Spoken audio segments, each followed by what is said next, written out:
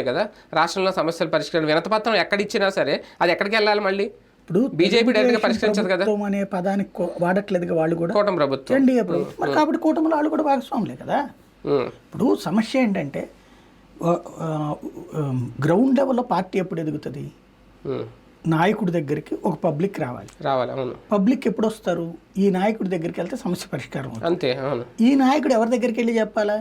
ఉమ్, అదే. తన పార్టీ కార్యాలయం దగ్గరికి వెళ్ళి చెప్తే బాగుంటుంది కానీ ఈ నాయకుడు వెళ్ళి పక్క పార్టీ ఆఫీస్ దగ్గరికి తీసుకెళ్ళాడు అనుకోండి, ఉమ్, అప్పుడు అవతలోడు ఇతన్ని ఎందుకు నమ్ముతాడు? అంతే కదా. ఉమ్, ఆ పార్టీనే బెటర్ అనుకుంటాడు కదా. ఉమ్, ఉమ్, ఇప్పుడు బీజేపీ ఎదగాలంటే బీజేపీ నాయకుడు స్పందించాలి. ఉమ్, బీజేపీ నాయకుడు స్పందించాలంటే బీజేపీ నాయకుడి తరపున పైన ఒక వ్యవస్థ ఉండాలి.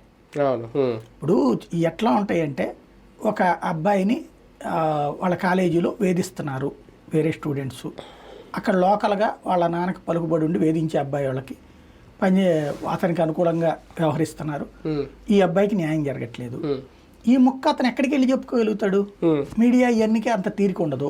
ఏ అమ్మాయిలో సెక్సో ఇట్లాంటివి ఉంటాయి కనుక అవును. చేస్తారు కాబట్టి. ఉమ్, ఇక్కడ పార్టీ కార్యాలయం దగ్గరకు వచ్చారు. ఉమ్, వచ్చినప్పుడు వెంటనే ఒక ఎమ్మెల్యేను ఇప్పుడు ఏం చేస్తున్నారు, ఒక ఎమ్మెల్యే ఇన్ఛార్జి రోజుగా ఒకళ్ళు ఉండేటట్టు ప్రజాప్రతినిధి ప్లాన్ చేశారు. ఒక సిస్టమ్, ఉమ్, అందులో ఎమ్మెల్యేనా ఎంపీనా ఎవరో ఒకళ్ళు ఉండేటట్టు ప్లాన్ చేశారు. ఉమ్, ఇప్పుడు ఆ కన్సర్న్ ఎమ్మెల్యే, నేను బీజేపీ ఎమ్మెల్యే సో మాట్లాడుతున్నా, పార్టీ కార్యాలయం నుంచి మా గ్రీవెన్స్